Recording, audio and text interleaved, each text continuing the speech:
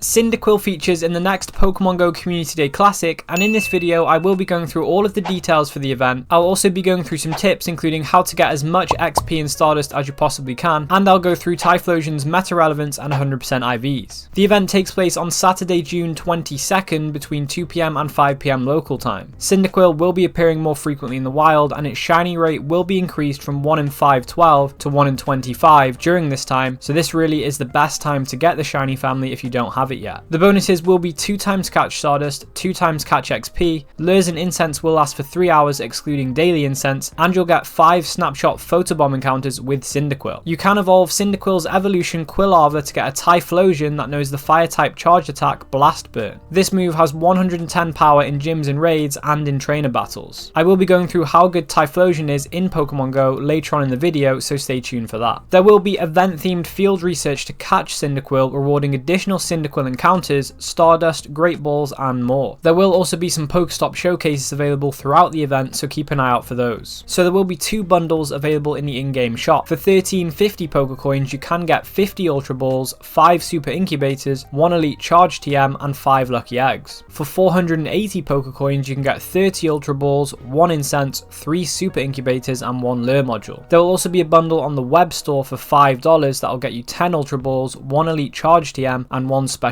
Research Story ticket. You will also be able to purchase that Special Research Story for $1 in the in-game shop by itself. This generally does get you a couple of premium items like a Rocket Radar and an Incense, etc., and you can get encounters with the Cyndaquil family. And lastly, there will be event themed stickers that can be obtained from spinning Pokestops, opening gifts and for purchase in the shop. So that's it for the details. Let's go through some tips to help you make the most of this event.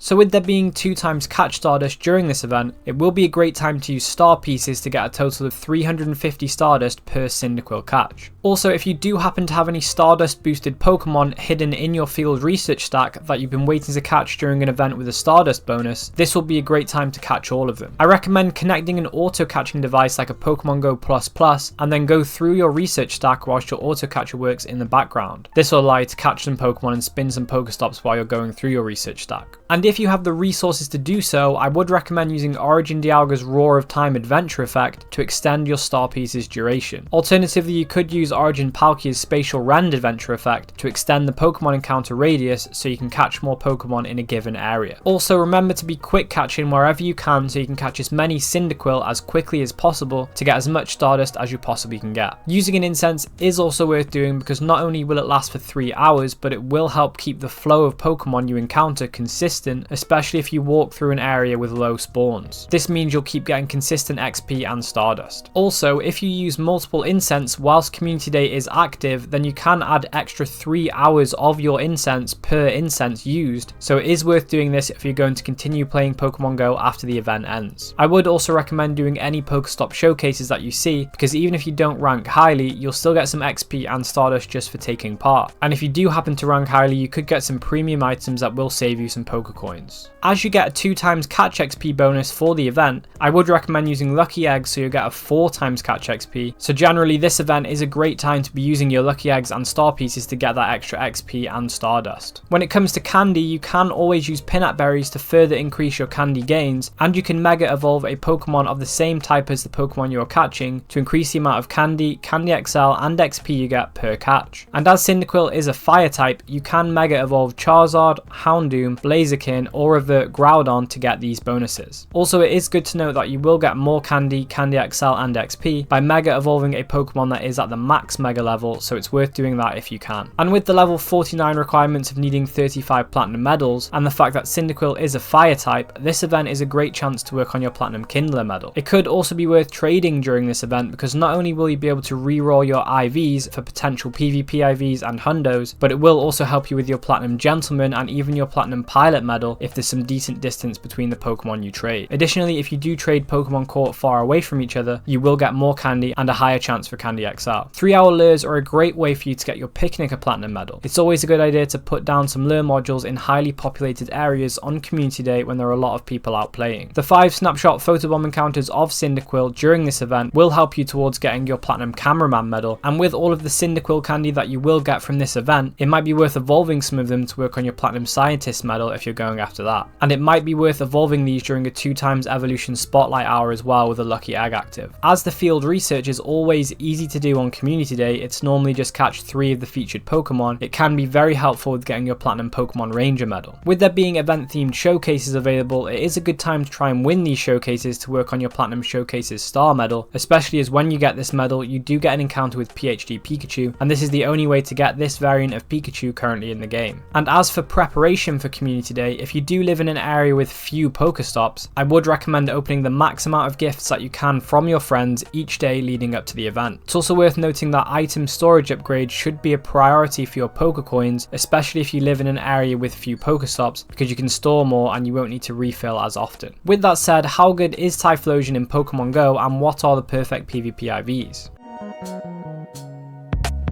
So in PvP, for the capped CP leagues like the Great League and the Ultra League, you more often than not want to have a general IV spread of low attack and high defense and high HP. This is because out of the 3 stats, attack, defense and HP, attack increases the CP or the combat power of the Pokemon the most. So if you have a higher attack IV, the CP of the Pokemon will be higher, and if you have a lower attack IV, the CP will be lower. With a lower CP, you will be able to power up your Pokemon more before reaching the Battle League CP cap. This means that the defense and the HP of the Pokemon will be increased higher, and they will be able to stay alive longer and potentially land more attacks. This is the general case for Pokemon that have a max CP that is above the CP cap of a given league. However, if for example you have a Pokemon that maxes out at 2470 CP and you want to use it in the Ultra League with a CP cap of 2500, you would want 15, 15, 15 IVs, so it could have CP as close to the CP cap as it possibly can get. Additionally, in the Master League there is no CP cap, so the 100% IV or the 15, 15, 15 IVs is always the target.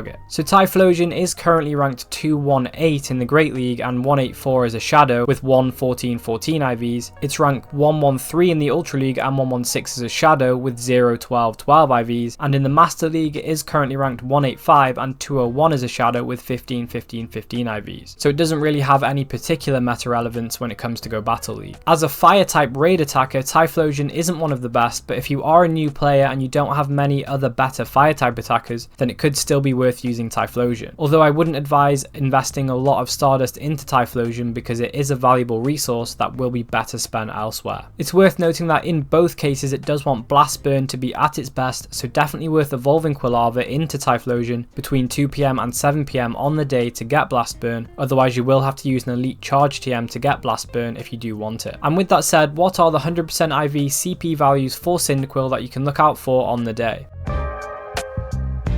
From research, 100% IV Cyndaquil will have the CP value of 420. From the wild, there are many CP values that indicate 100% IVs, but due to the fact that the max level a Pokemon can be in the wild without a weather boost is 30, this means that 100% IV max level non-weather boosted Cyndaquil will have the CP value of 840. And if weather boosted, the wild encounters can go up to level 35, so 100% IV max level weather boosted Cyndaquil will have 910 CP in sunny weather. If you want to know the 100% IV CP values for Cyndaquil at other levels in the wild, they can be found on this CP chart. In the left column is the level of the Pokemon, and in the right column is the corresponding 100% IV CP value. And if you want to know what are the best Pokemon to power up in Pokemon Go for raid attacking and for Go Battle League, then I recommend checking out this video next.